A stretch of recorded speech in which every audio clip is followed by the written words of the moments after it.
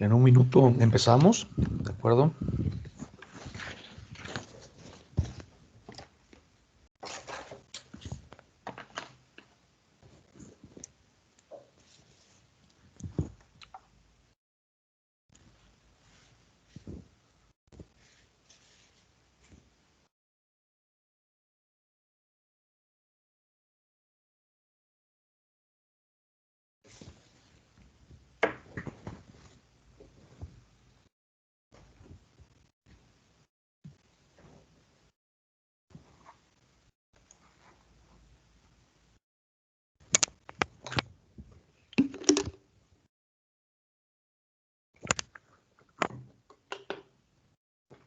Muy bien, creo que ya estamos todos. Entonces, prenden sus cámaras, por favor, para nombrar lista.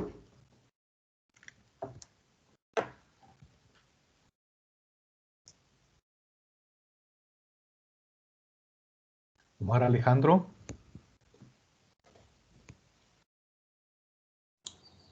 Presente. Alex. Presente. Luis Francisco.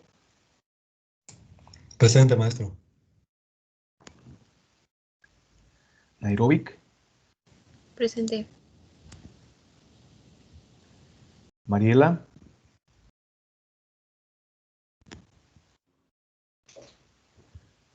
Jordi. Presente, profe. Fátima. Presente, profe. Miroslava. Presente. Marta. Presente, profe. Alejandro. Sí, maestro, presente. Ángel. Presente, profe. Muy bien. Vamos entonces a dar inicio a nuestra clase del día de hoy, haciendo algunas preguntitas, ¿ok? Ahora sí que, como saben, es siempre al azar. Miroslava, ¿qué vimos la clase pasada?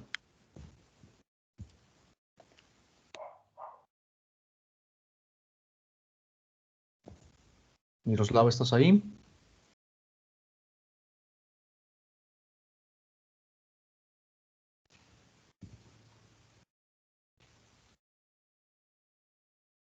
Sí, ¿Qué vimos la clase pasada? pues expusieron el tema de la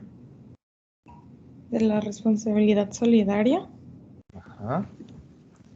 ¿Y qué es la responsabilidad solidaria? Pues hasta qué punto alguien es responsable sobre otra persona para cumplir con las responsabilidades de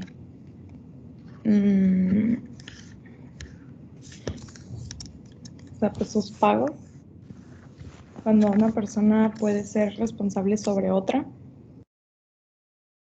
para cumplir. Ajá. ¿Para cumplir con qué? Más bien. Ajá.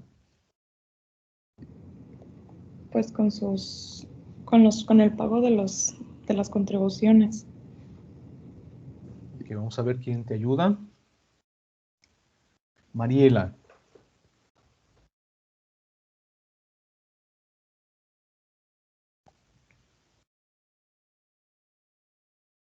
¿Me escuchas, Mariela?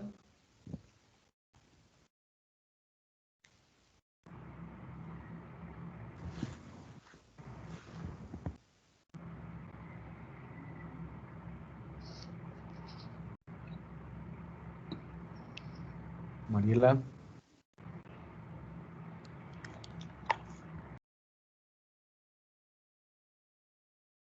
Hola, Mariela.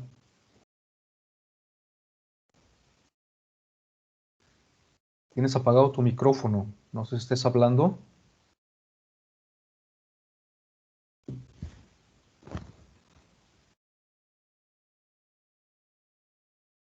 Mariela.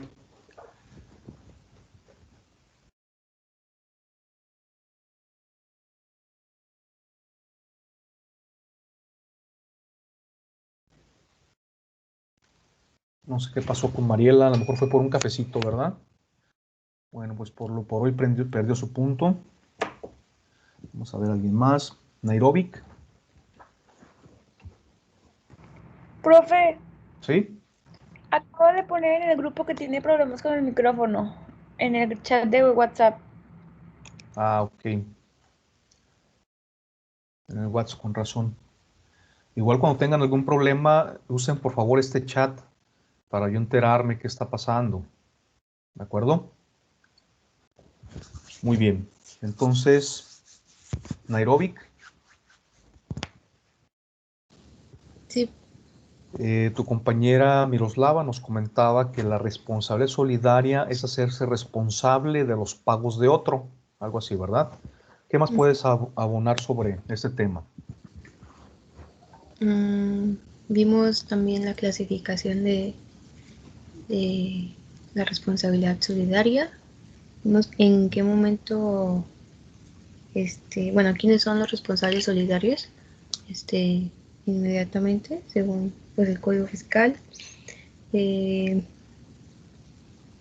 Vimos en qué momento un responsable solidario tiene que actuar, o en qué momento sí, en qué momento sí toma como que lugar.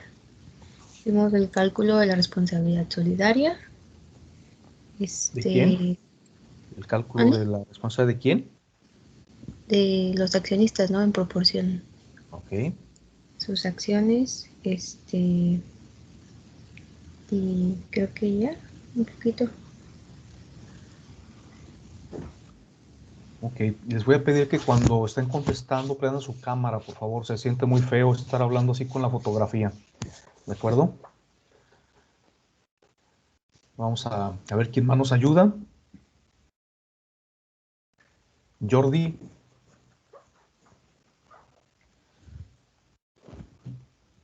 Sí, profe. Ok. Aparte de los accionistas que comentaba Nairobic, ¿quién más puede ser responsable solidario sobre un Ah, tercero? según lo que recuerdo, son los retenedores, algo así habíamos comentado. ¿Sí? Los retenedores que la misma ley o pues les otorga este título. Ok. Marta, ¿quién más aparte de los retenedores y los accionistas puede ser responsable solidario?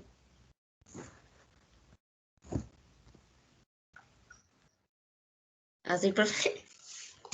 Ajá, gracias. Bueno, también vimos los albaceas o representantes de la asociación, Ajá. las empresas o residentes en México o los residentes en el extranjero que, claro, están registrados aquí en México. Ujú. Y también las personas residentes en el extranjero que prestan servicios y la sociedad que administra tiempo compartido. Ok. Entre otros, ¿verdad? Entonces, como ven, Ah, la responsabilidad solidaria pues es muy extensa, ¿verdad? O sea, recae en varios actores que vienen de cierta forma pues a salvaguardar los intereses del fisco federal, ¿verdad? Haciéndolos responsables de ciertas responsabilidades u obligaciones que pues en estricto sentido serían del deudor principal, ¿verdad? Pero que con esta figura viene el fisco a ampliar, en este caso, pues su brazo ejecutor, ¿verdad? Tratando de garantizar de que no existan, pues ahora sí que afectaciones a lo que es la recaudación, de cierta forma, pues con actos o actividades en detrimento de esa recaudación. Entonces, esta figura pues, ha sido pues, muy solicitada y muy utilizada por la autoridad, principalmente cuando se trata de personas morales, o sea, empresas, ¿verdad? Que tienen obviamente ese velo corporativo. Ese velo corporativo al final, pues es lo que representa el que esta empresa, se puede decir, sea la que nosotros vemos, ¿verdad? O sea, todos los terceros, incluyendo el fisco federal, pues cuando voltea a ver a una persona moral, lo que ve es una, pues ahora sí que sociedad, una asociación, la cual pues al final no conoce, salvo que en su momento tenga estas facultades para que los mismos socios o accionistas se inscriban, ¿verdad? Y los pueda pues conocer. De otra forma, la autoridad solamente está conociendo la razón social, la denominación de la empresa, ¿verdad? Pero no así quién está atrás de ella. Es por ello que pues tiene registros, ¿verdad? De los, en este caso, pues representantes legales de las sociedades y aparte, últimamente en lo que fue a finales desde octubre del año pasado, y pues sigue insistiendo en este año, de acuerdo a las modificaciones que sufrió la misma resolución miscelánea, que van ya pues enmarcadas en el mismo texto de la ley, en que los socios o accionistas se deban de inscribir, ¿verdad? En un padrón en el cual pues con el cual, perdón, la autoridad pueda saber quiénes son esos responsables solidarios de las mismas sociedades. No pasa así con las personas físicas, ¿verdad? Porque al final la persona física pues es la que está dando la cara directamente a la autoridad, salvo que esté representada, como es el caso, y ya lo mencionaba Marta, ¿verdad? De aquellas personas residentes en el extranjero, pero que tienen un establecimiento, ¿verdad? Fijo en México, pero que no residen en México. Entonces, pues buscan quien los represente para efectos fiscales aquí en México. Y este representante, pues es el que debe de cumplir eh, por cuenta y orden de este contribuyente extranjero sin residencia permanente en México, con sus obligaciones, ¿verdad? Responsabilidades, no nada más de el pago de los impuestos, sino en la presentación, en este caso de avisos, informes, su misma contabilidad, ¿verdad? ¿Por qué? Porque al final de cuentas es quien va a asumir, ¿verdad? En este caso ya lo habíamos comentado, subsidiariamente o solidariamente esa responsabilidad que de entrada tendría el deudor principal. No sé si hay alguna duda, no sé si haya quedado claro el tema. Es uno de los principales temas, yo creo que son de los más importantes que vamos a tocar cuando estemos pues, revisando estas figuras que el Código Fiscal de la Federación pues, nos enmarca. ¿Alguna duda o comentario?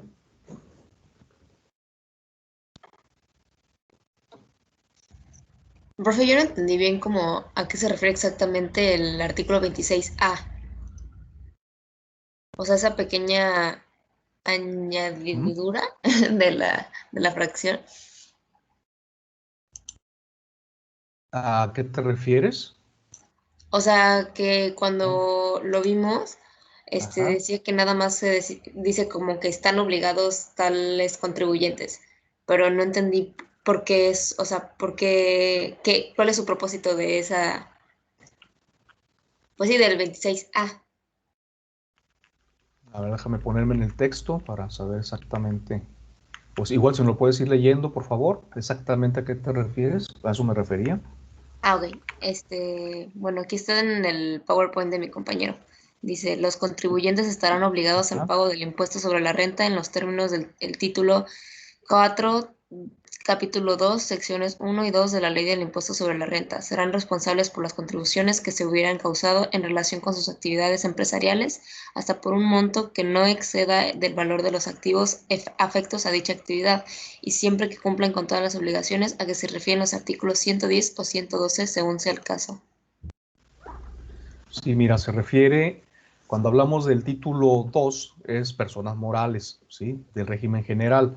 Cuando hablamos del capítulo cuarto, hablabas de título cuarto, sección primera y segunda, está hablando de personas morales con actividad empresarial y profesional, ¿de acuerdo? Entre ellos incluye, pues obviamente, la actividad profesional y la actividad empresarial general, se puede decir, y del RIF, ¿de acuerdo? O sea, está haciendo énfasis a esos contribuyentes. específicamente, ¿verdad? Y al hablar de las obligaciones que tienen, como mencionaba, no nada más es del pago, en este caso de las contribuciones, sino que también la presentación, como lo mencioné hace un momento, de avisos e informes, ¿de acuerdo? Es principalmente a lo que se... No sé si quede claro. Sí, profe. De acuerdo. Sí, es específicamente qué hace responsables a esas personas, ¿no? Pero al hablar de responsabilidad solidaria, estaríamos hablando específicamente de los terceros, ¿verdad? Que ya habíamos comentado que sustituyen en la responsabilidad a el deudor original o al deudor principal. Entonces, esto es, como les decía hace un momento, el tema principal de la responsabilidad solidaria, ¿ok? Que están sustituyendo al deudor principal. No sé si esto sea, pues, de cierta forma, lo que pueda aclarar lo que, pues, hemos visto hasta la fecha, ¿no? De este tema de la responsabilidad solidaria. Ahora bien, no nada más está siendo responsable en el caso de las personas morales a los socios o accionistas, como lo mencioné hace un momento, a los representantes legales. Ahora, la figura de la representación legal de una sociedad se da en el sentido de que puede ser un mismo accionista o el consejo de administración que puede integrar a los mismos accionistas, pero lo interesante es que en algún momento puede ser cualquier tercero, ¿sí? Que en este caso, con un poder que se otorgue, ¿verdad? Como les decía, el poder no es otra cosa más que un mandato. O sea, que la misma sociedad le está autorizando a un tercero para que a su nombre y representación lleve a cabo, pues, el negocio, ¿sí? O sea, las actividades principales o todas las actividades por las cuales fue creada la sociedad. En ese sentido es que, pues, toma especial relevancia esta responsabilidad solidaria. Como les mencionaba, va enfocada a que la persona que esté realizando los actos o actividades que tengan alguna afectación, ¿verdad? En este caso, lo comentaba Miroslava, dejar de pagar algún impuesto, pues esté asegurado, ¿verdad? Y garantizado que alguien es el responsable. ¿De acuerdo? La misma Ley General de Sociedades Mercantiles menciona dentro de los derechos y obligaciones de los socios o accionistas el que estos están obligados a darse cuenta, ¿verdad? Y al hablar de darse cuenta, se refiere a que deben de estar, pues, atentos, ¿verdad? Y estar al día en lo que está pasando en la sociedad. No puede un socio o un accionista alegar que no sabía, que no conocía, de que no le informaron, ¿verdad? Cierto acto o cierta situación que sucedió en su empresa. Es por ello que la misma Ley General de Sociedades Mercantiles obliga a los accionistas a darse cuenta de qué es lo que está pasando en su sociedad. Para ello, pues los obliga a que la sociedad lleve a cabo una asamblea más bien general de accionistas anual, y en la cual se levante un acta, ¿verdad? Se protocolice y para esos efectos quede validado ante terceros que los socios accionistas participaron en esa asamblea y que al final hubo una persona, que en este caso es el administrador general único o el consejo de administración, que está obligado a informar a los accionistas de qué fue lo que pasó en la empresa. Y dentro de esas obligaciones o dentro de esos actos o actividades que se deben de informar, pues está en esa pequeña pero muy importante, pues se puede decir, tema, que es el que se haya pagado o que esté al corriente en sus obligaciones fiscales. ¿De acuerdo?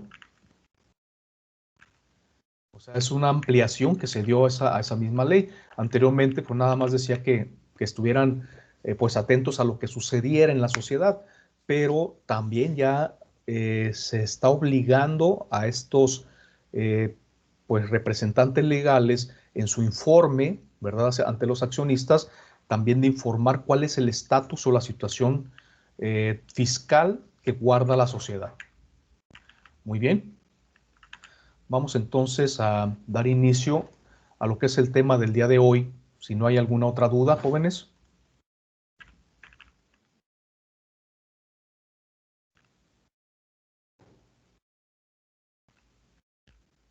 ¿Todo bien?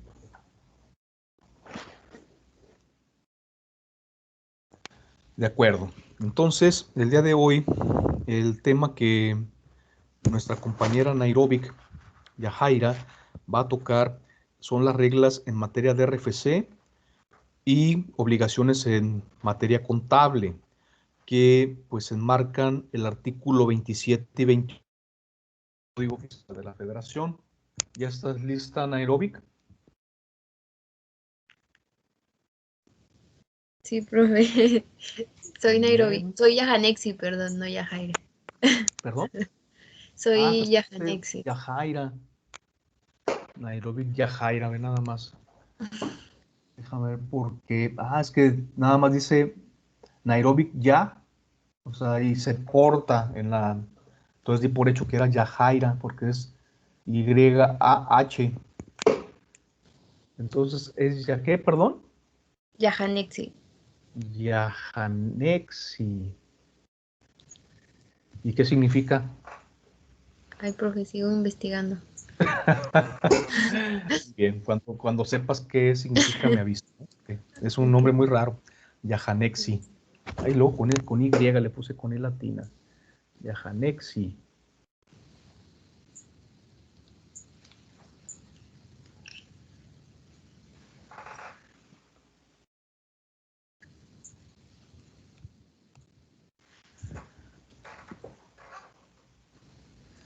Adelante. Buenos Yahanexi. días, compañeros. Voy a presentar el tema que es reglas en materia de RFC y obligaciones en materia contable. Para comenzar, el Código Fiscal de la Federación vigente para 2019, artículo, el artículo 27, era completamente diferente al que está ahorita, al que podemos ver en el Código Fiscal del 2020, ya que fue completamente reestructurado, fue dividido en 4 apartados y los cuales pues tienen un cierto orden, y en el cual se adicionaron el apartado C, en el cual la autoridad ya cuenta con facultades para poder actuar para que los contribuyentes puedan pues realizar el registro federal de contribuyentes que conocemos como RFC. Entonces, esta adición, les digo, fue hecha para que fuera vigente en el 2020. Y a continuación voy a ir relacionando el artículo A con el apartado A con el apartado B, es decir, los sujetos y sus obligaciones específicas de acuerdo al apartado B, que es el catálogo general de las obligaciones. Si tienen alguna duda, pues me dicen. En el apartado A nos habla, como ya mencioné, el artículo 27, son sujetos y sus obligaciones específicas. De acuerdo a la fracción primera, nos dice que son todas las personas físicas y morales que están obligadas al cumplimiento de las fracciones de la 1, 2, 3 y cuartas del apartado B, que consiguientemente les voy a mencionar, siempre y cuando cumplan con que deben presentar declaraciones periódicas, que conocemos como declaraciones provisionales, y las que están obligadas a expedir comprobantes fiscales digitales por Internet por alguna actividad que realicen y que perciban ingresos. En la fracción 2 nos habla de que las personas morales, aparte de cumplir con los primeros las primeras 4 fracciones, van a cumplir con la quinta y la sexta. Y en la fracción tercera del mismo artículo nos señala que los representantes legales, los socios y accionistas de las personas morales están obligados al cumplimiento igualmente de las fracciones 1, 2, 3 y 4 del apartado B.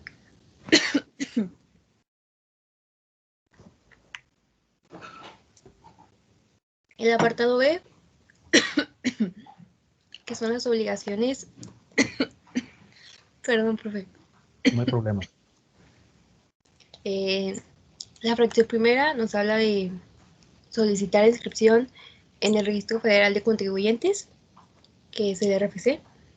La fracción segunda nos habla de que al proporcionar el Registro Federal de Contribuyentes tengamos que entregar la información que se relacione con ello, es decir, la identidad, el domicilio y la situación fiscal, mediante los avisos que establece el reglamento de este código, y igualmente mantener actualizada la información de contactos, que son el correo, el número de teléfono y cualquier otra medio de contacto que la autoridad determine.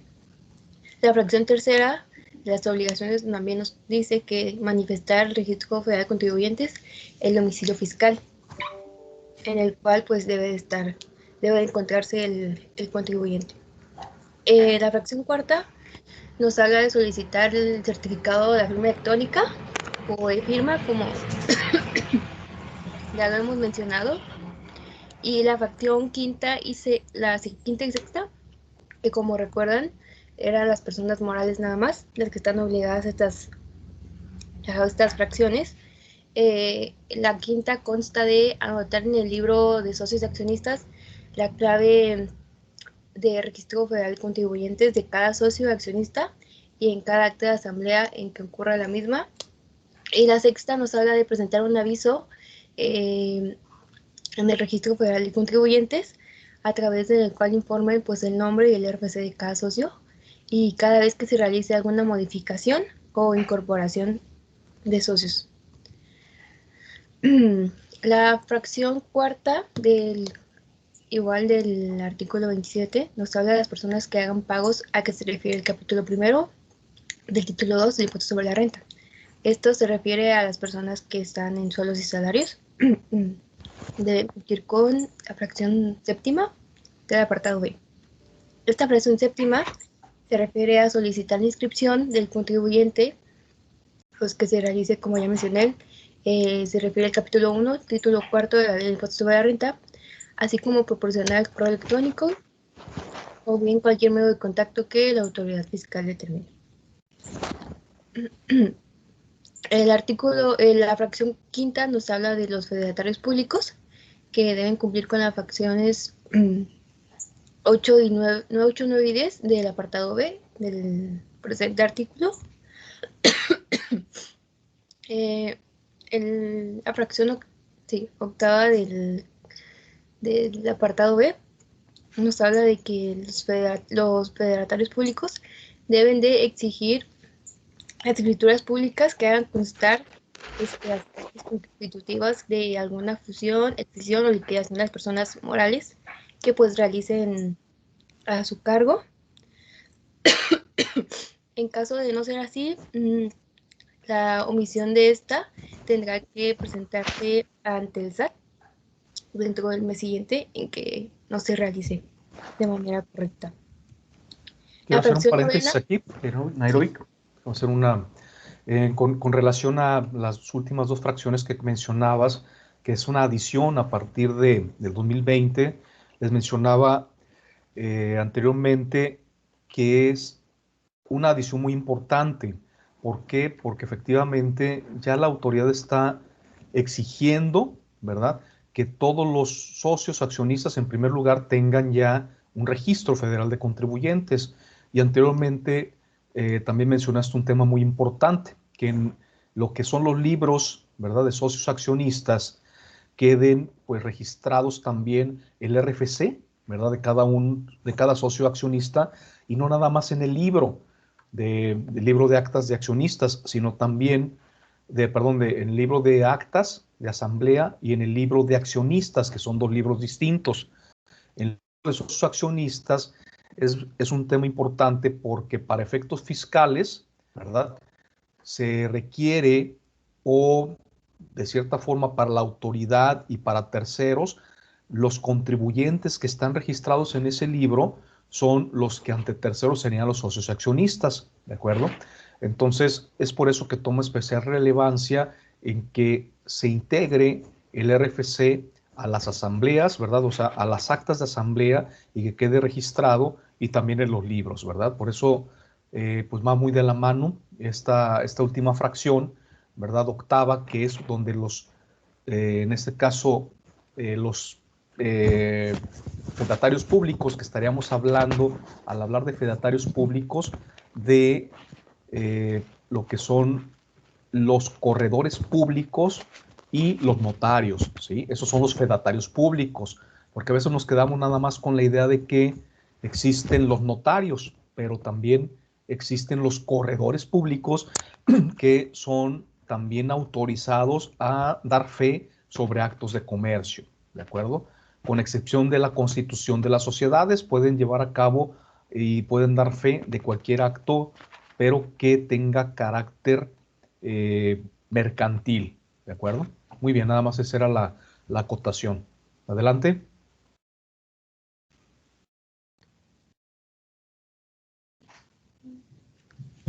Ok, la fracción novena para la obligación de los fedatarios públicos es que deben constar actas constitutivas o demás actas de asamblea, la clave de registro federal de los contribuyentes que corresponda, como ya mencionamos, a cada socio accionista o representantes legales, o en su caso verificar que pues las claves que aparezcan en los documentos que señalen concuerde con su cédula respectiva.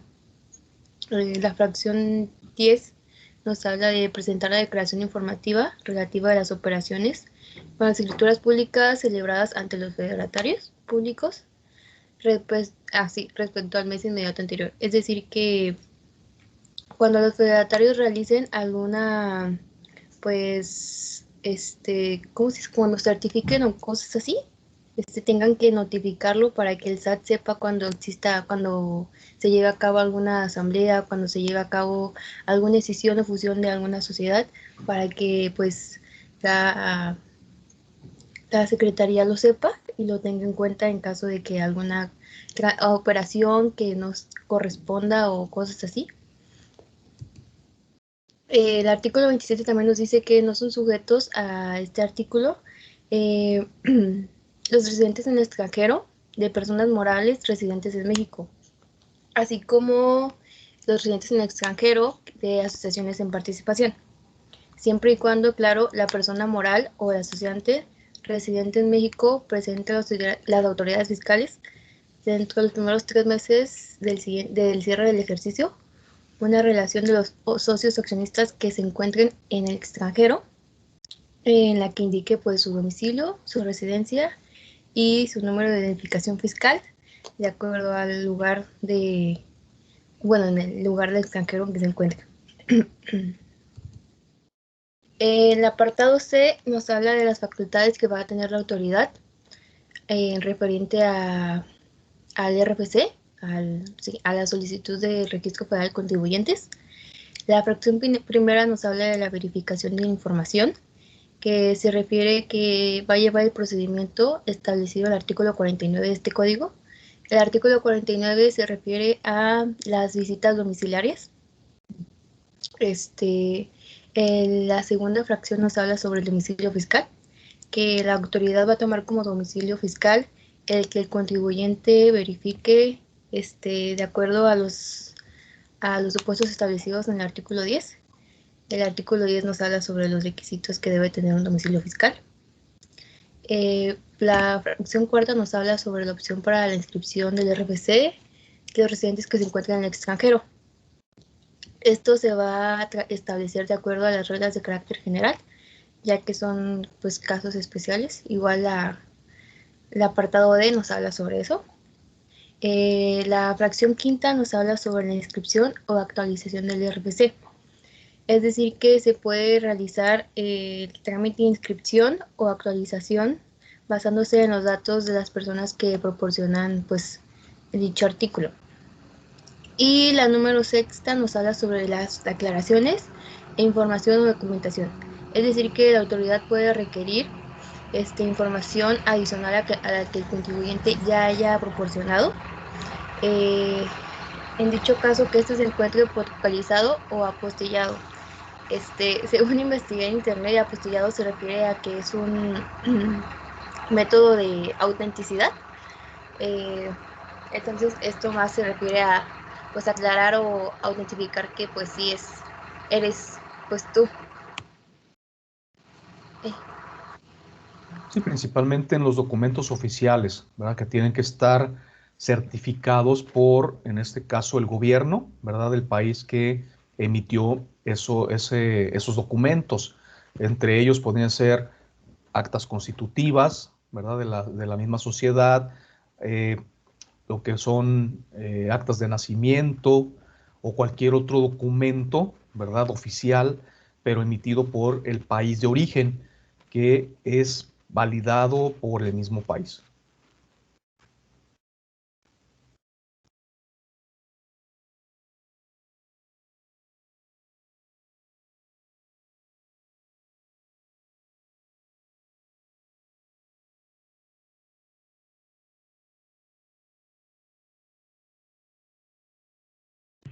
Profe, los dos tienen el micro apagado. Nairobi, tienes apagado tu micrófono, y yo diciéndote Sí. que lo tienes apagado. Ya, ok, perdón. Ok. Bueno, como mencionaba, la corrección de los datos de RFC, a veces pues existe un error en los últimos dígitos. También la entidad tiene la obligación de pues asignarnos nuestro clave de RFC. Tiene que, las características de la cédula fue un punto que no entendí muy bien, sin embargo, creo que se refiere a que debemos de constar que lo que esté en nuestra cédula fiscal concuerde con la actividad que nosotros realicemos en el régimen en que nosotros nos estemos dando de alta. La Más bien aquí, verificación. perdón que te interrumpa, Nairobi, se refiere a qué es lo que debe de contener esta cédula fiscal. ¿Sí? La última adición que se hizo en ese sentido fue que se incorporara lo que es el registro único de población, o sea, el número de la CURP en esa misma cédula. Aunque había te voy a hacer un poquito de historia en este aspecto, siempre se ha tenido la intención de que en México exista un número de identidad, ¿verdad? Como existe en algunos otros países, pero que sea un número de identidad único, ¿sí? Que pueda enmarcar lo que es el número de seguridad social, o sea, el número que se tiene ya sea para el IMSS o para el ISSSTE, que pueda integrar el Registro Federal de Contribuyentes, ¿verdad? Nuestra clave, que estás ahorita hablando de ella, y para ello nació el Registro Único de Población, pero hasta la fecha no se ha podido homologar ese número, ¿verdad? Único de registro de población con lo que es el número de seguridad social y el registro federal de contribuyentes. Pero en ese sentido iba, ¿verdad?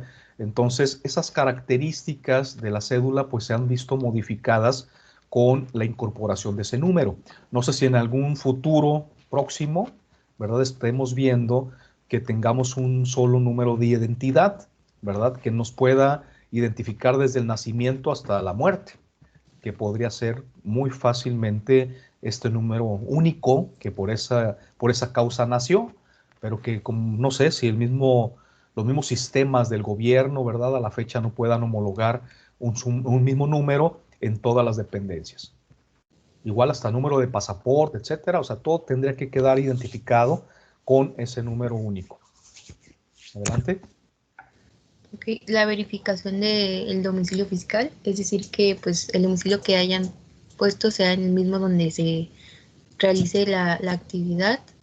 Y esta última, que se refiere a la emisión de reglas para la inscripción al RFC de personas no sujetas, es la que mencioné que técnicamente no están sujetas, más no quiere decir que no puedan tener un RFC. Y por último, el apartado D nos habla de los casos especiales. La primera fracción nos habla sobre la inscripción al RFC. Para efecto de la fracción primera del apartado B, que recordamos que es la solicitud de registro federal de contribuyentes, las personas físicas y morales residentes en el extranjero sin un establecimiento permanente en el país, o sea, en México, que no se encuentren obligadas a ello, deberán proporcionar su identificación fiscal cuando cuenten con en el país donde residen. así como cumplir con los requisitos y términos que se establezca el Servicio de Administración Tributaria. Como mencionaba, no están sujetos, pero sí pueden tener un RFC en el país.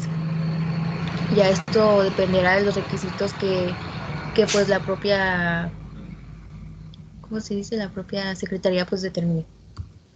En el caso de la información del domicilio fiscal, para efectos de la fracción segunda y tercera del apartado B, en el caso de que el domicilio fiscal de las personas físicas y morales cambie, deben de presentar un aviso dentro de los siguientes 10 días al día en que se cambie de domicilio. En caso de que dentro del citado ejercicio de facultades el contribuyente no sea localizado en el domicilio que haya señalado a la inscripción de su RFC y presente un aviso de cambio de domicilio, esto no va a quedar como que claro que presentó un aviso, ya que lo presentó, se podría decir que tarde. Entonces deberá de comunicarse con con la autoridad fiscal para que puedan hacerle una visita y así ya sea su estatus como contribuyente localizado.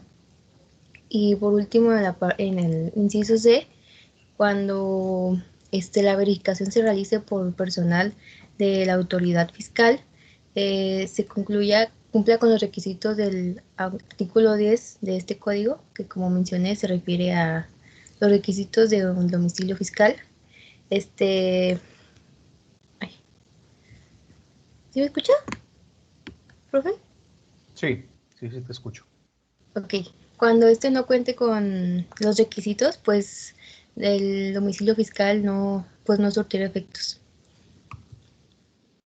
En la fracción tercera nos habla sobre las obligaciones de las personas morales a cerciorarse de que concuerde su cédula. Esto es lo que ya había mencionado, que al darse de alta con su RFC, en este caso hablamos de una persona moral, su CIF tiene que coincidir con las actividades que realmente realice o vaya a realizar. En el caso de la fracción cuarta, que nos habla de los contribuyentes de sueldos y salarios, estas personas deben proporcionar a las personas morales, es decir, sus patrones, ya que ellos van a tener la obligación de inscribirlos en caso de que aún no estén inscritos en el Registro Federal de Contribuyentes. Y deben cumplir con los datos necesarios, como ya mencionamos, los medios de contacto, que son el correo y el número telefónico. Antes Y de eso que es... pases al siguiente, Nairobi, también quería hacer un comentario. Okay. En días pasados se acaba de dar a el último anteproyecto de modificaciones a la resolución miscelánea, en la que la autoridad está también ya obligando a los contribuyentes que tengan la obligación de sueldos y salarios de actualizar su buzón tributario. Este tema del buzón tributario inició con la obligación de las personas morales. Posteriormente se amplió para que las personas físicas, ¿verdad?, con actividades empresariales y profesionales, también solicitaran o actualizaran más bien este buzón tributario. Pero en virtud de que no sé si saben ahorita o se han dado cuenta en las noticias de esta cruzada que se está dando contra el outsourcing, ¿verdad?, contra esta figura que de acuerdo a la autoridad fiscal pues es una de las más, ¿cómo se puede decir?, fraudulentas, ¿verdad?, que han existido en los últimos años, ya que pues de cierta forma permite la evasión, ¿verdad?, fiscal, no nada más del ISR, sino que los patrones dejan de pagar también las prestaciones de seguridad social, ¿sí?, por el efecto que se da de reducir los sueldos y salarios. Entonces, para evitar el que se siga con estas figuras, pues ahora sí que ilegales y que vienen a afectar o que son en detrimento del fisco federal y del mismo trabajador, porque a la hora de que tienen un sueldo oficial menor al que realmente están percibiendo por otros ingresos, ¿verdad?, o por otros pues conceptos que no están grabados por la ley o que no forman parte de su prestación de seguridad social.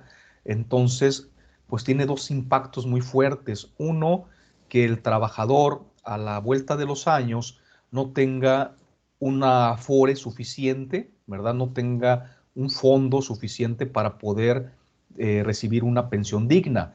Y por otro lado, pues lo que deja de percibir, en este caso el Seguro Social o el Infonavit, para poder dar, pues ahora sí que recíprocamente esos servicios para los cuales pues ha sido creado. Entonces, es por ello que pues el gobierno actual está actuando muy enérgicamente contra este tipo de figuras del outsourcing, ¿no? Que es la subcontratación de servicios de personal. Al final, es por ello que ha estado buscando alternativas o medios para tener un mejor control, y entre ellos es que está pues requiriendo ahora, aunque todavía no es oficial, perdón, porque todavía todavía no se publica oficialmente esta miscelánea o esta modificación a la resolución miscelánea, todavía no se publica en el diario oficial, pero a partir de que se publique va a tener ya esa obligación también, que los contribuyentes de sueldos y salarios reactiven también su buzón tributario para efecto de estarlos monitoreando y revisar la autoridad que no haya esos cruces de cantidades de dinero que no están pagando impuestos. Adelante. En el caso del artículo 28 nos habla de las obligaciones en materia contable. Bueno, en la fracción primera nos habla de cómo se integra la contabilidad. Como muchos ya hemos visto, pero el Código Fiscal nos los confirma otra vez, se refiere a los libros, los sistemas y registros contables, así como los papeles de trabajo, con los que se calcula pues el impuesto, los estados de cuenta, que pues necesitamos para hacer conciliaciones bancarias, cuentas especiales, los libros y registros sociales, el control de inventarios y cualquier método de evaluación que se use, los discos y cintas o cualquier proceso en donde se tenga un respaldo o se almacenen los datos, los equipos o sistemas electrónicos de registro fiscal, y toda la documentación comprobatoria que respalde los asientos o toda la documentación relacionada con el cumplimiento de las disposiciones fiscales, la que acredite pues ya sean nuestros ingresos o nuestras deducciones. Y las que obliga la ley por reglamento, que establece la documentación e información que debe estar en cumplimiento a la fracción y los sedimentos adicionales que integran la contabilidad. La misma fracción nos habla en el inciso B, que las personas que se dediquen a la fabricación, producción, procesamiento o transporte, almacenen o distribuyan o enajenen cualquier tipo de hidrocarburo o petrolífero, además de cumplir con lo señalado anteriormente, deben de contar con los equipos y los programas para llevar un control volumétrico, así como pues dictámenes de laboratorio que comprueben, ¿no?, que todo está pues en orden. Y aparte de que los equipos y los programas que se lleven tienen que estar autorizados por Servicio de Administración Tributaria. El cumplimiento de los requisitos en la fracción segunda nos habla de que los registros de asientos contables al que se refiere pues la fracción anterior deben cumplir con los requisitos que establece el reglamento del código. La fracción tercera nos habla sobre los asientos que se llevarán en medios electrónicos, es decir que pues las disposiciones fiscales de la administración tributaria tienen que, esto si no mal recuerdo, profe, si no me corrige, según yo se refiere a que ahorita creo que se llama contabilidad electrónica, que es la que se manda por medio de la página del SAT, según yo es cada mes. Según yo a eso se refiere esta fracción. Bueno, mira, lo que pasa es que tendríamos que, pues ahora sí que retomar la historia. Anteriormente la contabilidad pues se llevaba a mano, ¿sí? Se llenaban los libros diario como mayor de forma manual. Entonces, pues fue cuando se inventaron los programas para llevar esa contabilidad, ¿sí? Por ejemplo, el Compact, ¿no se han escuchado? ¿Sí? Del sistema de Compact o de lo que es el COI, ¿verdad? Que también de Aspel, son productos que permiten, que son software, pues, de cierta forma, que permiten llevar la contabilidad o el llevar de manera electrónica los registros contables, ¿de acuerdo? Pues en ese sentido, no se refiere a lo que es la contabilidad electrónica, que sería el trabajar en la nube, ¿verdad? O sea, en lo que es el mismo portal del SAT, la contabilidad, ¿sí? O sea, viene a ser las veces, ¿verdad? En este caso, de un software que se pone a disposición de los contribuyentes, pero que está dentro de de la misma nube que proporciona o que provee la autoridad, ¿verdad? En este caso, los registros o asientos que se refiere esta fracción, pues son los que de cierta forma obliga a que se lleven de esta forma la misma autoridad. No sé si quedó claro. ¿Sí? Y que esa contabilidad electrónica que alberga el software, ¿verdad? En este caso que tú hayas adquirido, pues debe de considerarse pues parte de la contabilidad, ¿verdad? Pero que debe de estar o debe de permanecer en el domicilio fiscal. Adelante.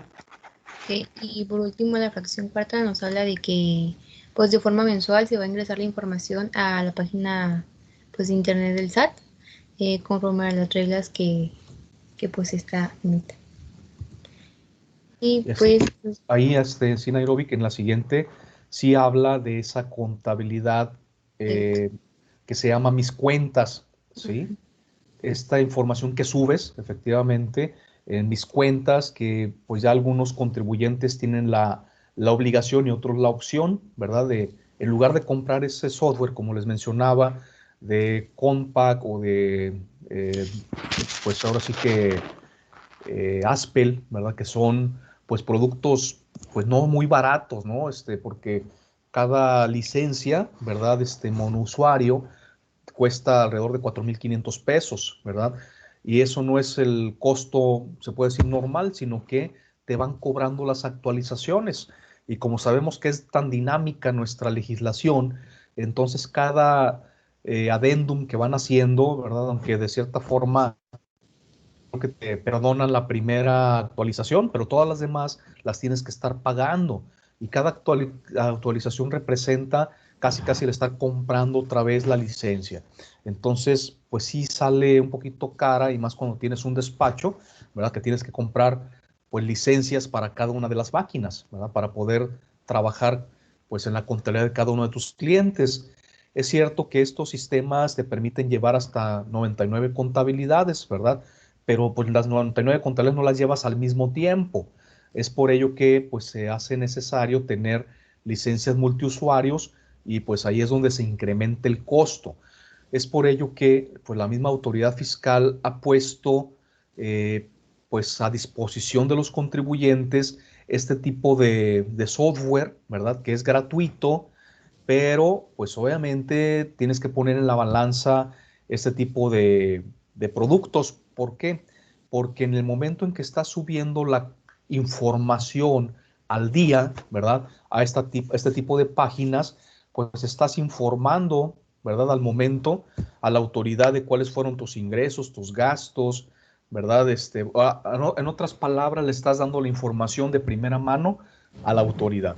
Entonces, pues hay que ver el ganar-ganar o de qué forma te conviene o no el tener ese tipo de información. Ahora, no estoy hablando de evasión, sino que al final, pues es esa información que estás entregando, ¿verdad? Y que ya no te da, pues, margen de maniobra, ¿verdad? En caso de que tengas errores o que puedas en algún momento corregir, ¿verdad? Como es el caso del Compact o cualquier otro sistema en el que si hay un error, tú lo puedas modificar en el momento sin que esto pues llegue ahora sí que a este conocimiento de la autoridad. Si tú lo haces por medio de mis cuentas, pues ya inmediatamente cualquier corrección va a llamar la atención a la autoridad. No es que no lo puedas corregir, pero si emitiste un CFDI, ya lo registraste y ese registro fue incorrecto, pues al final la autoridad va a decir, oye, ¿por qué, verdad? ¿Por qué te equivocaste? Es a lo que me refiero. No sé si quedó claro. Sí. ¿Ok? Ok. En la parte de los casos prácticos, ¿siguen viendo mi pantalla? No, ¿verdad? ¿Ya no? Pero te Ok. vemos a ti. Ok. Am, ¿Ahora sí lo ven? Sí, ¿verdad? Sí. Ok. Bueno, en la página del SAT encontré esta guía para inscribir el RFC, de que nada más necesitas pues tu CURP, tiene paso a paso pues cómo debemos ingresar. ¿Sí ven? Lo hago más grandecito. Sí, sí se ve. Sí. Pues Pero mejor. lo primero pues es obviamente entrar a la página del SAT. Ahí hay una priorización muy rápida que dice trámites del RFC. Ahí mismo dice obtén tu RFC con tu clave única, que es pues la CURP. Al ingresar ahí te pide pues primeramente tu CURP, que es tu dato de identificación, un CAPTCHA. Después te pide pues tu información, que es tu nombre, tus apellidos, tu sexo, tu clave, nacionalidad, tu fecha de nacimiento.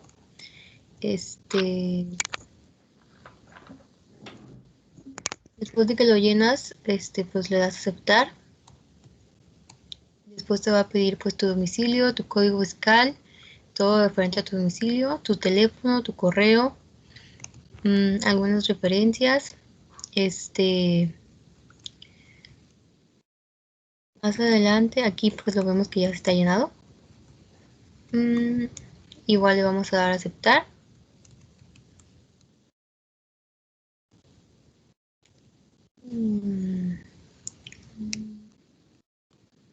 Aquí nos va a dar, esto es lo que yo tengo una duda, profe, aquí se selecciona el tipo de ingreso que percibes.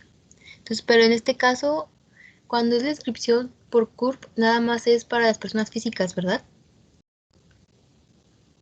Sí, así es. Sí, las personas morales no tienen CURP. Quien tiene CURP pues son los accionistas, ¿sí? Los socioaccionistas. Esa diferencia del RFC, que sí es para personas físicas y morales, en el caso de la CURP solamente, efectivamente, es para personas físicas esta opción. Si quieres inscribir a una persona moral, ya lo comentabas con anterioridad, el mismo notario público, ¿verdad? Tiene en este caso la obligación de inscribir a los socios accionistas en caso de que no estén inscritos. Y hay una facilidad para que los fedatarios públicos puedan incorporar al RFC a esos socios accionistas en caso de que no están dados de alta. Anteriormente no, les pedía a los socios accionistas que fueran en este caso a la oficina de Hacienda, a darse de alta en el RFC y luego posteriormente le entregaran su cédula, una copia obviamente de la cédula para constatar el fedatario público que ya estaban inscritos. Pero esto pues ya se está facilitando mucho, ¿verdad? Porque el mismo fedatario puede hacer esa inscripción. Y tan fácil que es, como ya lo estaban viendo aquí, ¿verdad? Que por medio al tener la CURP, ya puede el fedatario o cualquier otra persona inscribir, en este caso, a cualquier persona física. Aquí pues vamos a poner el tipo de ingreso que se va a percibir, o sea, la actividad. ¿Se lo puede hacer un poquito más grande, Nairobi? Sí. Viendo cada uno de los conceptos, ¿verdad? Ajá, sí. Okay. Si se fijan, es muy amigable, ¿verdad? Te va llevando de la mano, porque dentro de lo que tú vas marcando te va, pues, preguntando, ¿verdad? Es como si te estuvieran haciendo una entrevista y tú vas, de cierta forma, perdón, analizando, ¿verdad? En cuál de estos, pues, apartados vas a caer, de acuerdo a la necesidad que tengas, ¿verdad? O conforme vaya, pues ahora sí que acomodándose, ¿verdad? Tu situación a las preguntas que te están haciendo. Adelante. Sí, ok, aquí depende del tipo de actividad, es que te va a ir preguntando, como dice el profe, pues de dónde provienen, si provienen de alguien de aquí residente en México o en el extranjero. Igualmente cuando se termine de llenar el cuestionario, pues le damos en continuar y pues nos va a dejar como un resumen. Después vamos a dar como guardar datos y nos va a aparecer este aviso que se ha concluido la captura de la información y nos va a aparecer el trámite y nuestro RFC. Y al final nos va a aparecer el acuse que va a ser que es la cédula de identificación. Le va a venir el RFC, la CUR, pues la información que nosotros ingresamos, ¿no? El domicilio. Y pues es todo, es bien fácil. ¿Te puedes ir un poquito más hacia arriba, por favor? Igual para ir viendo, hablabas, ¿te acuerdas? En uno de los apartados de las características de la cédula, ¿verdad? Sí. De la cédula de identificación. Estas son las características. Si se fijan, pues está muy completa porque trae un código QR en el cual puedes accesar directamente, ¿verdad? Estos datos, pero por medio de ese código. También tienen código de barras, como ven, ¿verdad? Que autentifica, en este caso, la cédula. Esto es para evitar, pues ahora sí que se pueda hacer un mal uso de ella, ¿verdad? O que fuera en algún momento apócrifa, ¿verdad? Que fuera falsa. Entonces cualquier persona puede en algún momento, a la hora de hacer la lectura del código QR, de ratificar que efectivamente los datos que vienen en esta cédula son los mismos, ¿verdad? Si Profe, te vas un poquito, sí, entonces adelante. si por ejemplo yo el día de mañana quiero trabajar, ¿puedo hacer esto? Claro, claro que sí. De hecho, tu patrón te va a solicitar que te des de alta para poderte en su momento pagar, ¿sí? O sea, es una obligación. En este caso, ya recordemos que cuando iniciábamos con la lectura, con el estudio del Código Fiscal de la Federación, ¿verdad? De que cuando se da el hecho imponible de la obligación tributaria, que en este caso para ti sería el empezar a percibir ingresos por concepto de sueldos y salarios, en este caso se da o se detona esa obligación tributaria de contribuir, ¿verdad? Entonces, para poder contribuir, pues tú no eres el sujeto directo, en este caso, quien tú vas a estar haciendo tus pagos mensuales, sino que recordemos que para sueldos y salarios hay un tercero que va a cumplir por ti, que sería el patrón. El patrón está obligado a hacer el cálculo del impuesto que en su momento te corresponde y entonces te lo va a retener y tiene la obligación de enterarlo. ¿De acuerdo? Entonces es una facilidad en este caso que se da para los contribuyentes de este régimen de sueldos y salarios en los que el patrón pues hace pues, muchas de las tareas o trabajos que en otros apartados, ¿verdad? O obligaciones para las personas físicas no se da, ¿verdad? Entonces el patrón coadyuva con el fisco en la retención y entero de esas cantidades. Pero para poderlo hacer, pues sí, efectivamente, Nairobi y todos, ¿verdad? Tendríamos que darnos de alta, ¿verdad? En este registro federal de contribuyentes para que se pueda en su momento generar esta obligación. Si te vas un poquito más atrás, como esta es una cédula de identificación, pues tiene aparte, ¿verdad? Ya las características o los datos de el contribuyente, ¿verdad? Ya tienes tu RFC, que sería este registro federal, el nombre o denominación social en caso de persona moral, y luego viene aquí una información, se dice, valida tu información fiscal por medio de este código QR, ¿verdad? Y tiene, si Sí, se fijan aquí, una clavecita que obviamente es tu número de identidad que valida que esto no es apócrifo, sino que es real, ¿verdad? Y luego viene también, si se fijan, un código que tiene también parte del RFC, ¿verdad?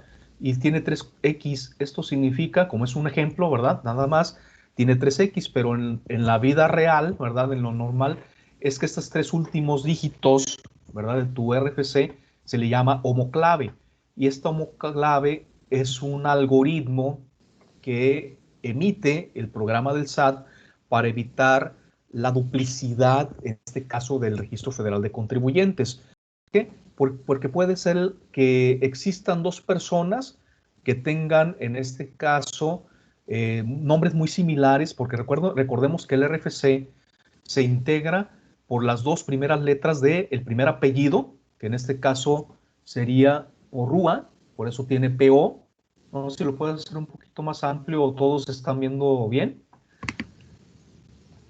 Sí, si se fijan, PO es del primer apellido, que sería Porrúa, y luego la primera letra del segundo apellido, que sería en este caso Valencia. Está aquí al revés, no sé por qué, ¿verdad? Pero sería las dos primeras letras del primer apellido, el primero del segundo apellido, que aquí sería la B, y luego la primera letra del primer nombre, que sería la L. Y luego tendrías que se integra por los seis siguientes dígitos, sería el año, el mes y el día de nacimiento. Que aquí en teoría Laura Aide nació en 1993, en mayo el 30, ¿verdad? El 30 de mayo de 1993. Nada más aquí no tiene el ejemplo, se equivocaron, pero sí es las dos primeras letras del primer apellido, la primera del segundo y la primera letra del primer nombre, ¿de acuerdo? Entonces, estos tres últimos dígitos, ¿verdad? Les decía que es la homoclave. O puede ser que haya personas que su primer apellido empiece con PO, que puede ser Portugal o X, Y o Z, ¿no? Y luego el siguiente, en vez de Valencia, podría ser Vázquez, ¿verdad? Entonces, si se fijan hasta aquí, serían iguales. Y luego puede ser que esta persona hubiese nacido igual que Laura, ¿verdad? También el 30 de mayo del 93. Entonces, ¿qué es lo que va a diferenciar estos dos RFCs? Es la homoclave. Que esta homoclave, como les decía, la da un programa algorítmico que, de acuerdo a los demás datos que vienen en el apellido, ¿verdad? Y la fecha de nacimiento, es que va a dar otros tres dígitos que pueden ser números o letras, ¿sí? En este caso, así se integraría este Registro Federal de Contribuyentes. En el caso de las empresas que tienen una sola razón social, sería por las tres primeras letras de la denominación social. A diferencia del RFC de las personas físicas, el RFC de las personas morales tienen un dígito menos. O sea, al inicio, en lugar de tener 4 letras, nada más tienen 3. Y luego la fecha de constitución de la sociedad serían los siguientes 6 dígitos. ¿Sí? Si la sociedad se constituyó el 30 de mayo del 93, entonces este sería su RFC, ¿verdad? Pero sin la primera letra, ¿ok? Y la homoclave igual se generaría por ese programa y daría 3 últimos dígitos alfanuméricos, ¿verdad? ¿Sí sabían esto? Si no lo sabían, bueno, ya lo saben. Así es como se integra el número de Registro Federal de Contribuyentes. Muy bien. Luego, posteriormente, viene, después del RFC, la CURP, el nombre, los nombres, el apellido, el primer apellido y el segundo apellido de la persona. Y luego vienen los datos del domicilio fiscal. Si se fijan, viene muy a detalle. Si puedes subir un poquito más la pantalla, por favor, Aide. Aide, perdón. Hoy ya te cambié el nombre. Estaba leyendo aquí, Nairobi. Si se fijan, viene muy detallado, ¿sí? Viene, en primer lugar, el tipo de domicilio, ¿verdad? Con la calle, el número interior, el número exterior, qué tipo de vialidad es, ¿verdad? Si es calle, avenida, bulevar, etcétera. Aquí es un cortijo, ¿verdad? Ha de ser así como un pueblito. Nombre de la colonia, ¿verdad? El nombre del municipio, la entidad o localidad, perdón, la localidad, lo que es la entidad federativa y viene entre qué calles, ¿verdad? O sea, tiene que ser muy detallado el domicilio fiscal. ¿Por qué? Porque la autoridad va a verificarlo, ¿sí? En el momento en que tú te inscribes en el RFC y das un domicilio fiscal, la autoridad está, pues, de cierta forma facultada y obligada a revisar que efectivamente el domicilio exista, ¿verdad? Por eso lo mencionabas hace un momento, Nairobi, ¿verdad? De cuáles son, en este caso, los requisitos, ¿verdad? Que se deben de cumplir, y entre ellos, los requisitos del domicilio fiscal es, efectivamente, que tenga todas las características o condiciones de ser localizable. En ese sentido, entonces, cuando la autoridad va y verifica el domicilio y resulta que, pues, en este interior 26, perdón, exterior 26, interior 10, ¿verdad? De la calle, en este caso 26, resulta que no existe, ¿verdad? Entonces, en ese momento inhabilita el Registro Federal de Contribuyentes. Y mencionabas que también cuando se da un cambio de domicilio se tienen 10 días, ¿verdad? Para avisar a la autoridad de ese cambio de domicilio. En caso de que en ese inter el contribuyente, ¿verdad?, tuviera que ser localizado, entonces, y no lo logra la autoridad, entonces se da como no localizado. Y en esta cédula se puede decir, de verificación fiscal, ¿verdad? Pues aparecería como no localizado el domicilio. Y esa inhabilitación, obviamente, impacta porque al no estar localizado el contribuyente, de inmediato o en automático se cancelarían los certificados para poder emitir CFDIs. Entonces va muy de la mano, va muy relacionado esto con la evasión fiscal, ¿de acuerdo? Por eso es que siempre tiene que estar localizado el contribuyente. Y por eso es de que los datos tienen que ser muy claros, tienen que ser muy precisos, porque si falta información, entonces la autoridad puede en algún momento no localizar al contribuyente, y entonces, como lo mencionaba Nairobi, se tendrá que, pues, solicitar a la autoridad una verificación de domicilio. ¿Y por qué? Porque en su momento, pues, pudo haber llegado al extremo de que la autoridad canceló los sellos digitales, ¿verdad? Y ya no puede facturar. Entonces, por eso es muy importante este apartado, que se ve muy sencillo, ¿verdad? Muy simple, pero que sí tienen que estar muy atentos en que no haya ningún error en la identificación del domicilio fiscal. Dale un poquito más abajo, por favor, ya por último. Nairobic, ¿puedes bajar un poquito Bajando. para ¿Sí ver se lo ve? último? No, ¿No? ya se quedó ahí atorado. Sí, a ver. Bueno, al final, creo que viene la fecha en que se presentó el aviso. ¿Ya ve?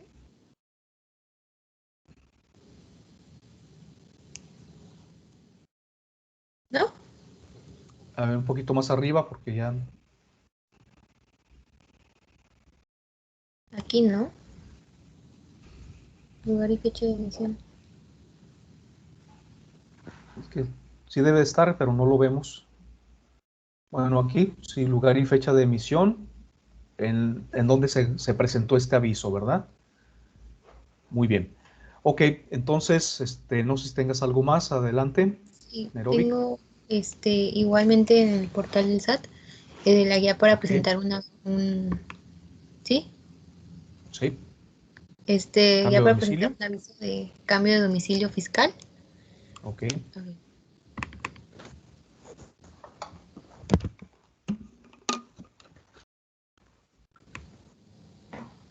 Igualmente se accede pues a la página del SAT.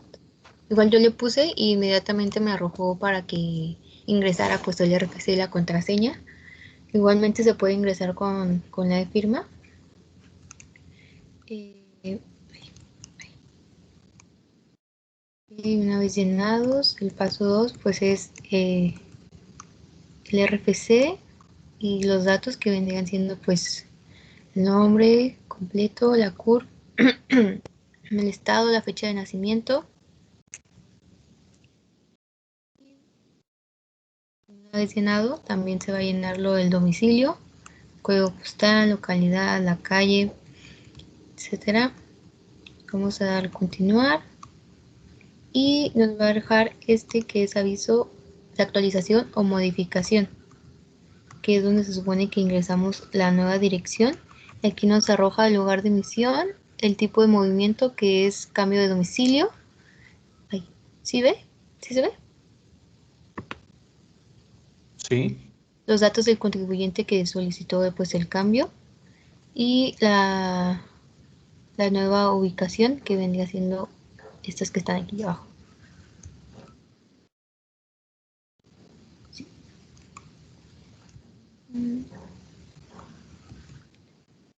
Para que pues para confirmar que pues esa información es correcta, tenemos que firmarlo con la firma electrónica para que pues quede confirmado que se hizo el cambio de domicilio. Y pues igualmente nos va a dejar este cuadrito que dice que el trámite pues fue finalizado. ¿Puedes ir un poquito hacia arriba, por favor? ¿Más? Sí, se fijan más hasta el principio. Si se fijan, en el momento en que se da esta modificación a la situación fiscal, que en este caso es un cambio de domicilio, para poder ingresar nos da dos opciones, ya lo comentabas, ¿verdad? Más arriba, un poquito más arriba, nos da la opción de autentificarnos, ¿verdad? Con una contraseña o, en su caso, con la e-firma, ¿verdad? Que puede ser portable o la firma, en este caso, la firma como la conocemos, la firma electrónica.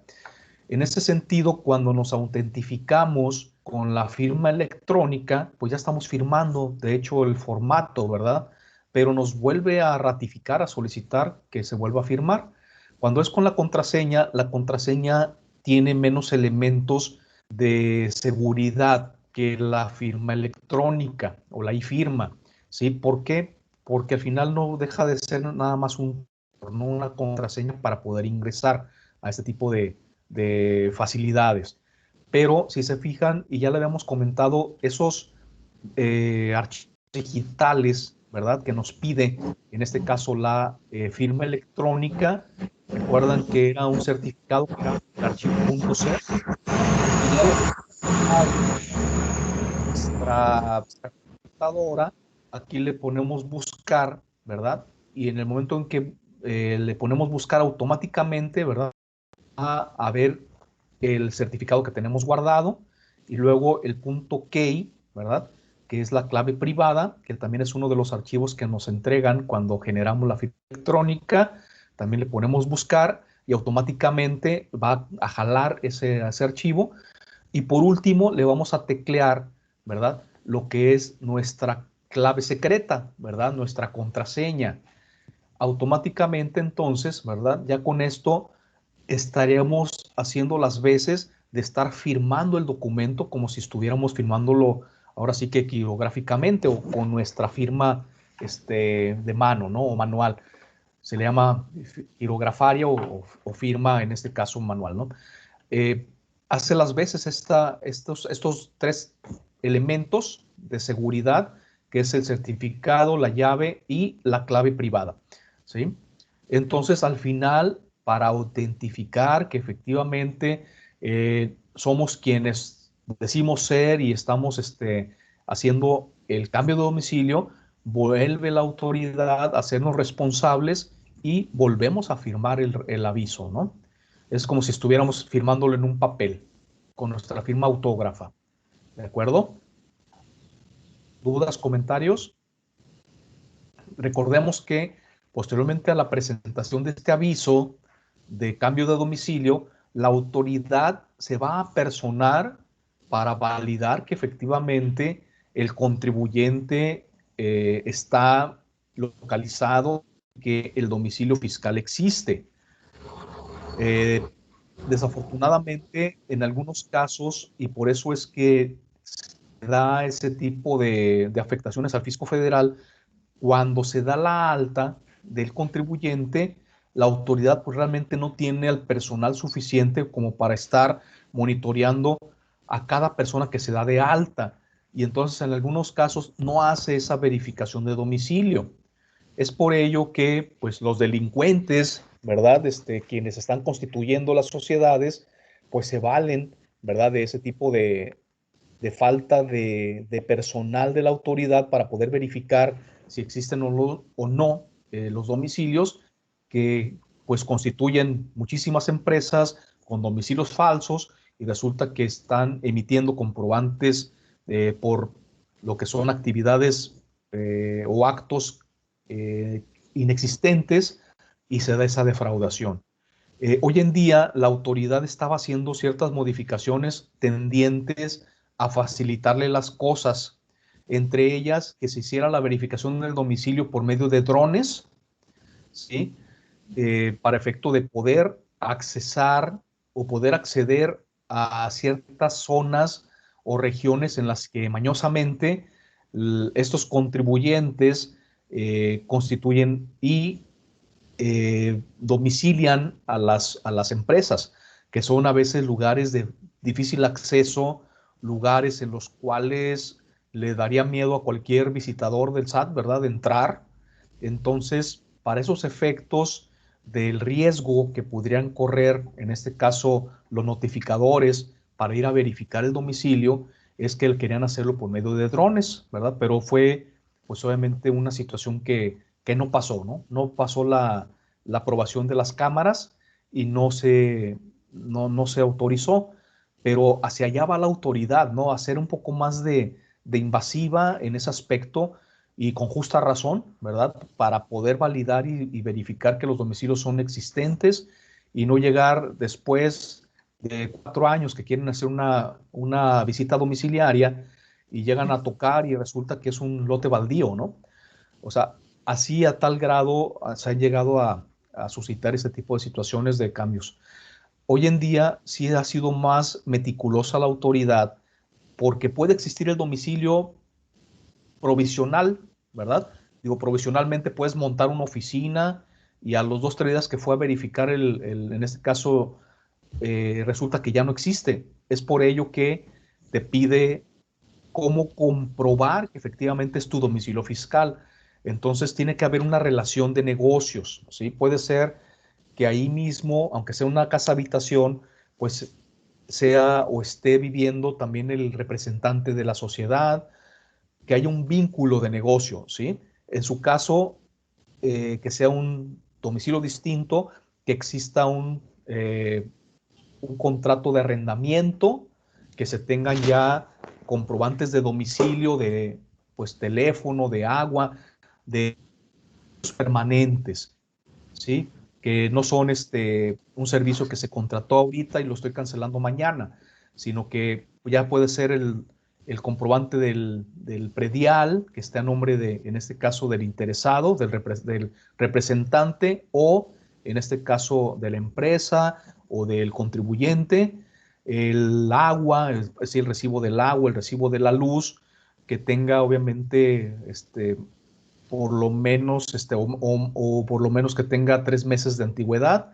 O sea, todo ese tipo de situaciones, que en el domicilio esté la contabilidad, de que estén las actas constitutivas, estén las asambleas, que tengas el RFC, ¿verdad?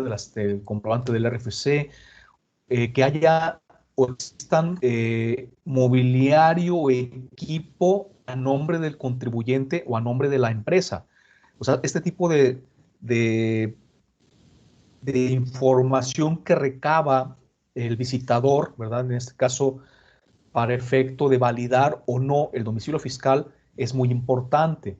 Entonces, ustedes cuando den de alto un domicilio, cerciórense de que se cumpla con estos lineamientos para que no vayan a tener ningún problema, porque pudiera ser que en algún momento el visitador no valide el domicilio fiscal. ¿Por qué? Porque no se tiene información importante o relevante que le permitan efectivamente validar que existe el contribuyente y que efectivamente está en ese domicilio. No sé si hay alguna duda o comentario. Sé que estos comentarios que hago pues son realmente importantes porque es la realidad, ¿sí? Es lo que está pasando y lo que van a revisar, ¿de acuerdo? Adelante, Nairobi. Ok, entonces voy a volver a la presentación. Ajá, ok.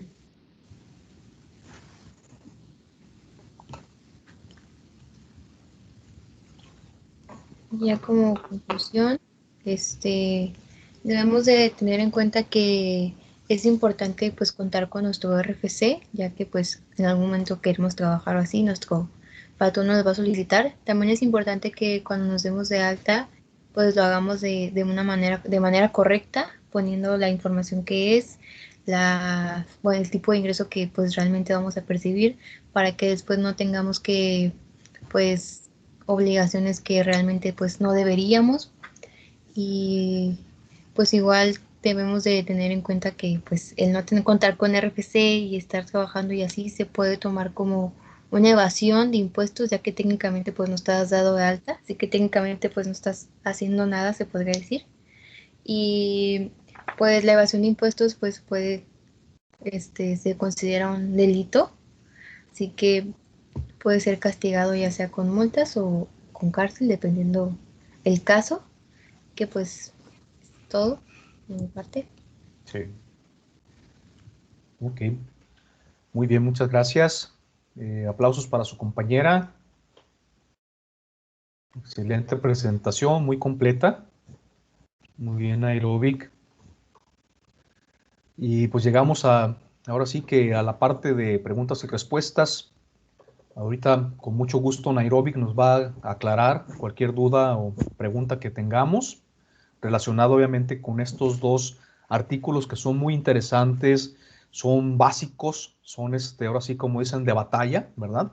¿Por qué? Porque están enmarcando dos obligaciones muy importantes para los contribuyentes.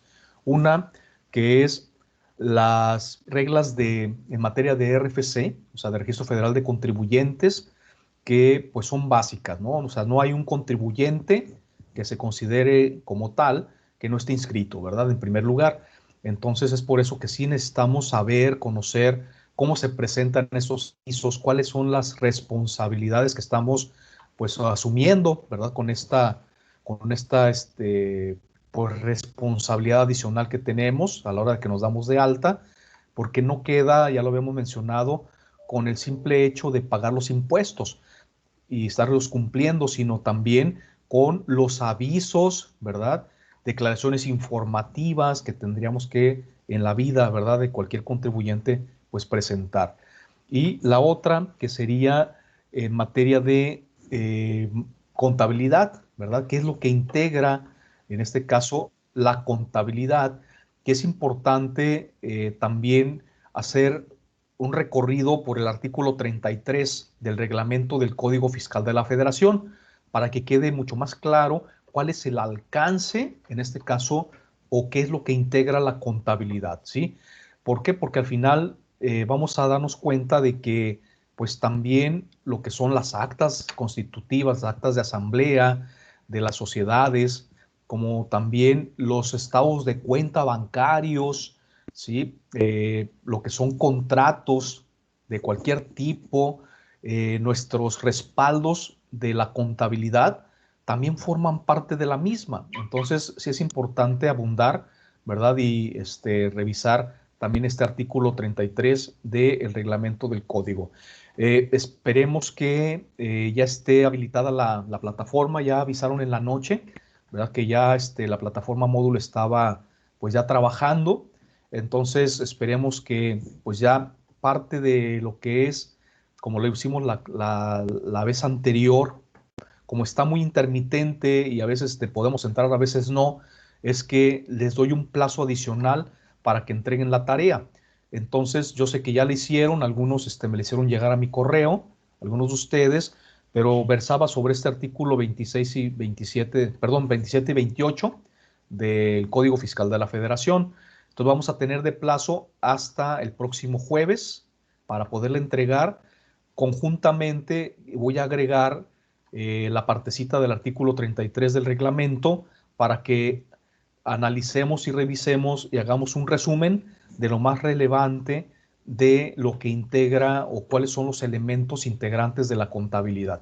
Como les digo, son artículos muy importantes porque los deben de saber de cajón. Deben de aprendérselos casi casi de memoria, ¿verdad? Aunque digo, no es el caso, porque ya les he dicho, no es conveniente que se aprendan los artículos de memoria porque cambian mucho, ¿no? Simplemente la adición que se hizo en 2020 a este artículo 26, 27, pues hay una reestructuración, no es que no estaba ya vigente en 2019, pero esta reestructuración la hacen un poco más, pues práctica, se puede decir. Entonces, no sé si hay alguna duda, algún comentario, alguna parte de los temas que nos acaba de presentar en Aerobic, que haya quedado alguna duda. Es el momento de aclararla.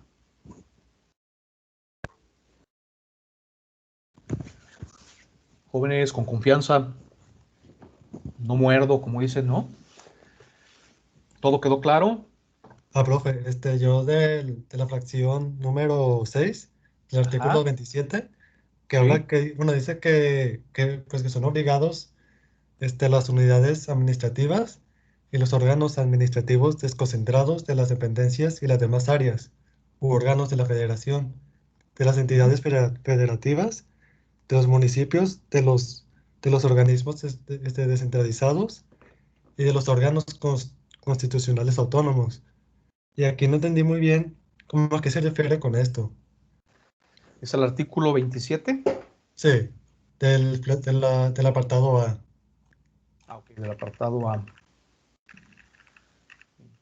Del apartado A.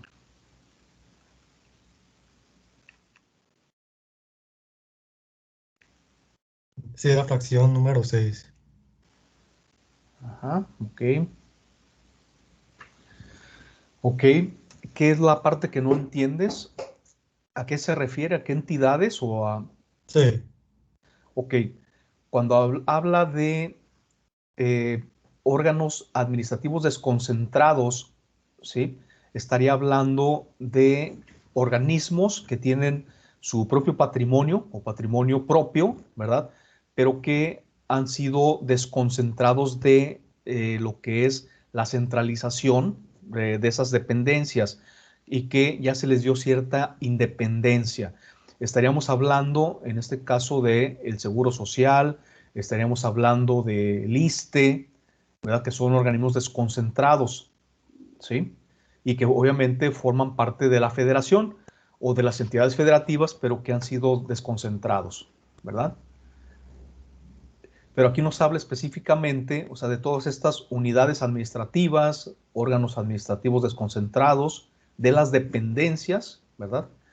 Y demás áreas u órganos de la federación, de las entidades federativas, de los municipios, ¿verdad? Organismos descentralizados, que son los que estoy ahorita mencionando, y órganos constitucionales autónomos. Para poner un ejemplo de un órgano constitucional autónomo, sería lo que es la Procuraduría de la Defensa del Contribuyente, la PRODECON, es un órgano que se constituye de acuerdo a la Constitución, pero que tiene cierta autonomía. Y dice aquí que cuenten con autorización del ente público y al que permanezcan, dice que que tengan un carácter de retenedor o de contribuyente, ¿sí? Aquí está hablando de que todas estas dependencias, vamos a pensar en la Secretaría de Finanzas, creo que así se llama todavía, o Secretaría de Movilidad, o Secretaría, cualquier Secretaría de Estado, ¿sí? De cualquier Estado de la República. Tienen, obviamente, trabajadores, ¿verdad? Tienen obligaciones como contribuyentes porque también tienen ingresos. Entonces, independientemente de que sean cualquier entidad que están enumerando aquí en esta fracción sexta, cuando sean patrones, pues tienen las mismas obligaciones que tendría, perdón, cualquier otra empresa, ¿sí? O sea, cualquier empresa privada. Entonces, también las entidades públicas tienen obligaciones como si fueran una empresa, ¿sí? O sea, también se deben de registrar en el registro público, perdón, en el registro federal de contribuyentes, deben de hacer las retenciones y enterarlas, ¿verdad? Obviamente de los trabajadores que estén a su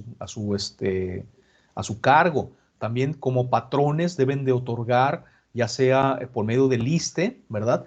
Esas, pues, este servicio de salud, se puede decir, y deben de también hacer la retención, en este caso obrera, ¿verdad? Para integrar la cuota obrero patronal. O sea, esas obligaciones son a las que se refiere. No sé si hay alguna duda o haya quedado aclarada en este caso, la duda que se tiene. No se quedó claro, maestro, gracias. Muy bien. Entonces, todo depende de qué dependencia de gobierno estemos hablando, pero aquí las enmarca todas, ¿no? Ya sean direcciones, subdirecciones, etcétera, del mismo SAT, ¿eh? O sea, el mismo SAT como tal tiene trabajadores y como tal también es contribuyente, ¿sí? O sea, no nada más es el brazo ejecutor de la Secretaría de Hacienda, sino que cualquier dependencia de gobierno que tenga trabajadores, pues se convierte también en patrón, ¿verdad? Y eso es a lo que se refiere, que debe de cumplir, en este caso, también con esas obligaciones y también tiene que dar avisos de cambio de domicilio, tiene que presentar, independientemente de las obligaciones que tenga ante las dependencias federales, de las cuales pues debe de dar, pues en este caso, informes o información, como podría ser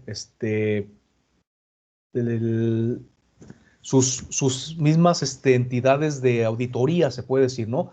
Como la auditoría interna de la federación, ¿verdad? Que es una dependencia que revisa a su vez a las dependencias de gobierno. Entonces, así como nos revisan a nosotros, pues también el mismo gobierno tiene su contraloría, tiene su auditoría superior de la federación, que es quien tiene las facultades para a su vez también revisar a los mismos contribuyentes, que es el mismo gobierno. O sea, no podemos pensar, ¿verdad?, en un gobierno que no tiene regulaciones, ¿verdad? Y estas entidades son las que pues también tienen esas facultades para poder, el mismo SAT, imagínenselo como órgano fiscalizador del mismo SAT. Es ahí donde en algún momento, no sé si les comenté, que era ilógico que el gobierno federal esté luchando por erradicar el outsourcing cuando el mismo gobierno federal está contratando empresas de limpieza, empresas que subcontrata para prestar servicios de mantenimiento, etcétera, ¿no? A sus mismos edificios. Y también una cosa ilógica es que no le gusta, ¿verdad?, que se pague por asimilados a salarios o por honorarios, pero la mayoría de las que contrata el SAT están bajo esas figuras. O sea, no son trabajadores sindicalizados del SAT, sino que son trabajadores que subcontrata o que contrata por medio de honorarios y les paga por medio de asimilados. ¿Cómo ven? ¿Sí sabían eso? Yo no sabía, profe. Y peor tantito, ¿no? Que a veces hasta los están balconeando porque contratan a empresas, ¿sí? Que son de las que en su momento venden facturas. Imagínense nada más. ¿Sí?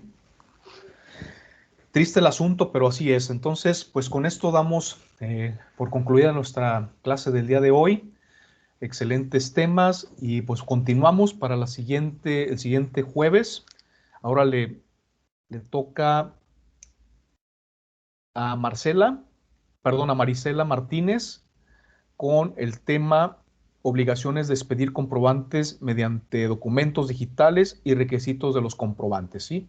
Que serían el artículo 29 y 29A del Código Fiscal de la Federación. Si no hay dudas o comentarios, nada más, si hay, ya lo comentaba, ¿verdad? Alguna duda, se van a aclarar cuando revisen también el artículo 33 del reglamento, ¿de acuerdo? Para efecto de que pues puedan en su momento revisar y detallar. Creo que ya es hora del desayuno, ya vino aquí mi gatita a maullar. Pero bueno, ok, revisen entonces el 33 bis, principalmente, que son los que enmarcan esas obligaciones que tienen las personas físicas y morales en materia de contabilidad. Lo voy a poner en la plataforma para que no se les olvide, junto con la tarea del 27 y 28. Muy bien. Hasta luego, que tengan excelente día. Muy Gracias, bien, profe. gracias. Buen día. Gracias, profe. Hasta luego. Gracias. Que estén muy bien. Hasta luego. Buen día.